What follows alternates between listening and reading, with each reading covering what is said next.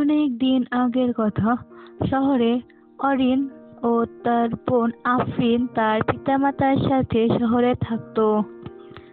গরমের ছুটিতে তাদের স্কুল বন্ধ হওয়ায় তারা নানুর বাড়ি বেড়াতে যাওয়ার সিদ্ধান্ত নিল। স্কুল ছুটি হওয়ায় তারা বেড়াতে যাওয়ার জন্য রওনা দেয়।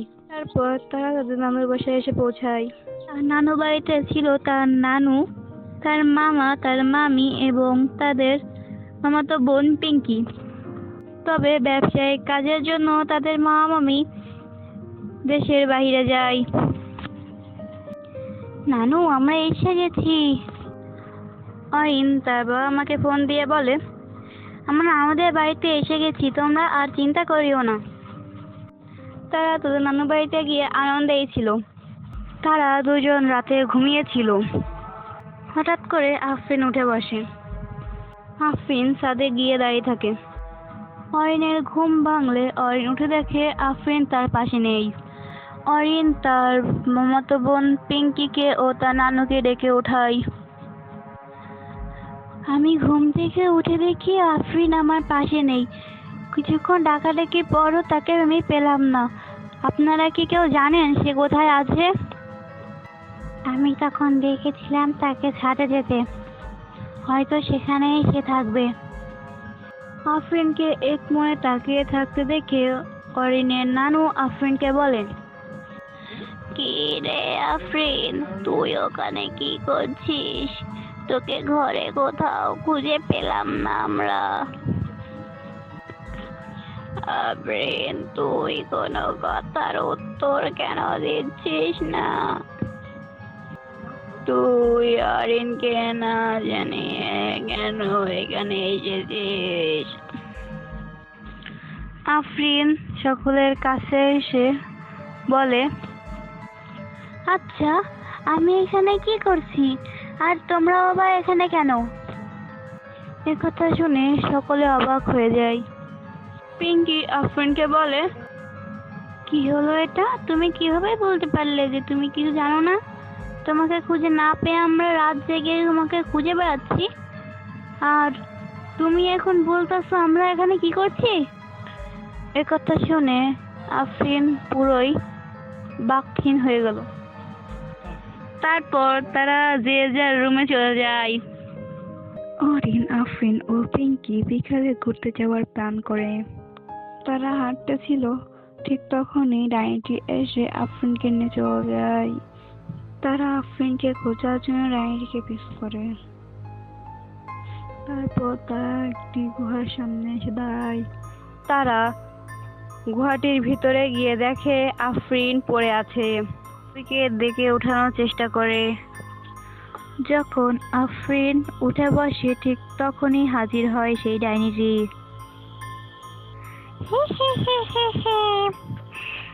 আরে তো একজনকে খেতাম, তোরা তাহলে চলে এসেছিস, এবার তিনজনকে খাবো।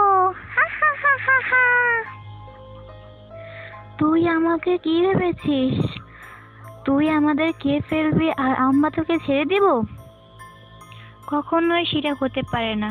তোকে আজ উচিত শিক্ষা দিয়েই ছাড়বো। গুহা থেকে বের হয়ে অরিন, আফরিন ও পিঙ্কি দৌড়াতে থাকে।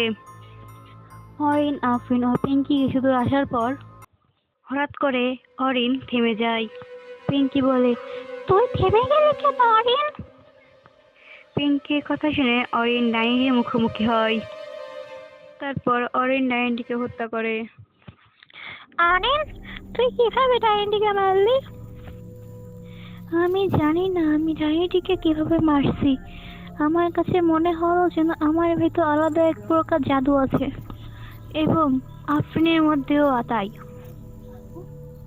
তোমারও কি মনে হয় যে আমাদের মধ্যে জাদু আছে? যদি থাকে তাহলে এর রহস্যটা বলো, কিভাবে আমাদের মধ্যে জাদু আসলো? আসলে আমি কখনো ভাবতেই পারিনি তোমার মায়ের কাছে যেই দোয়াটা ছিল সেটা কাজে লেগে যাবে। আসলে হয়েছে কি, তোমাদের বলছি দাঁড়াও। ছোট থেকেই তোমার মা ছিল বিশৃঙ্খল উগ্র স্বভাবের মানুষ। তোমাদের মা একদিন দেখতে পায় একটা পাখি পড়ে আছে। তারপর সে সেই পাখিটিকে বাসায় দিয়েছে। ছোট পাখি, তুমি ওভাবে পড়েছিলে কেন? কি হয়েছে তোমার? তোমাদের মা আমাদের কাছে গোপন করেছিল পাখিটির কথা। তবে একদিন আমি দেখে ফেলেছিলাম তাকে পাখিটির সাথে কথা বলতে।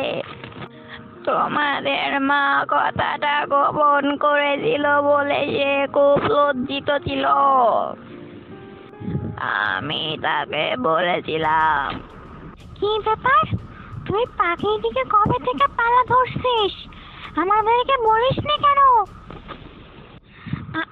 আসলে আমি ওই পাখিটিকে পেয়েছিলাম ওই নদীর ধারে পড়েছিল অসুস্থ অবস্থায়। আচ্ছা ঠিক আছে, অতি দ্রুত পাখিটিকে আবার বাসায় দিয়ে আসবি। আচ্ছা ঠিক আছে, পাখিটি সুস্থ হয়ে গেলে আমি বাসায় দিয়ে আসবো। তারপর থেকে যে পাখিটি আস্তে আস্তে উড়া শিখে যায়। পাখিটি উড়া শেখার কারণে তোমাদের মা খুশিতে নাচানাচি করে। আমি তাকে জিজ্ঞাসা করেছিলাম যে কেন নাচানাচি করছে। সে আমাকে বলেছিল পাখিটি সুস্থ হওয়ায় সে নাকি লাফালাফি নাচানাচি করছে। সেই পাখিটি নাকি তাকে দোয়া করে দিয়েছিল তোমাদের ব্যাপারে। আমাদের ব্যাপারে? আমাদের ব্যাপারে আবার কি দোয়া করেছিল সেই পাখিটি? হ্যাঁ বলছি দাঁড়া একটু, এত ধৈর্য হওয়া কিন্তু ভালো না। বলো পাখি, তুমি আমাকে কেন ডেকেছো? আসলে আমি তোমাকে কিছু বলতে চাই। আমি তোমাকে একটা দোয়া দিব যেটা প্রয়োগ হবে তোমার সন্তানদের উপর। তোমার প্রথম সন্তান পারবে ডাইনিদের হত্যা করতে, সে হবে সাহসী ও নির্ভীক। আর তোমার দ্বিতীয় সন্তান ডাইনিদের অমর করতে পারবে। ডাইনিরা তোমার দ্বিতীয় সন্তানকে নেওয়ার চেষ্টা করবে যতদিন না তার বয়স 20 বছর হবে। 20 বছর বয়সের পর তারা কোনো ক্ষতি তার করতে পারবে না। ডাইনি তারপর সেই পাখিটি উড়ে চলে যায়। তো বাচ্চারা, তোমরা তো বুঝতে পারলে যে কেন আফরিনকে ডাইনিরা ধরে নিয়ে যেতে চাই। হ্যাঁ নানু, আফরিনের বয়স 20 বছর হতে আর মাত্র 2 বছর বাকি আছে। তাই বলছিলাম কি, আফরিনের সুরক্ষার জন্য তুমি আফরিনকে নিয়ে শহরে ফিরে যাও। 2 বছর পর নয় হয় এসে ডাইনিদের থেকে আমাদের রক্ষা করিও। আচ্ছা নানু, তাই করব, তুমি যা বলবা তাই হবে। তারপর তারা তাদের নানুর বাড়ি থেকে রওনা দেয় বাড়ির উদ্দেশ্যে। তো বন্ধুরা, অরিন ও আফরিন কি অবশ্যই ফিরে আসবে নাকি আসবে না, কমেন্টে জানিয়ে দিন। পার্ট 2 দেখার জন্য আমাদের চ্যানেলটি সাবস্ক্রাইব করুন, সাথে থাকুন।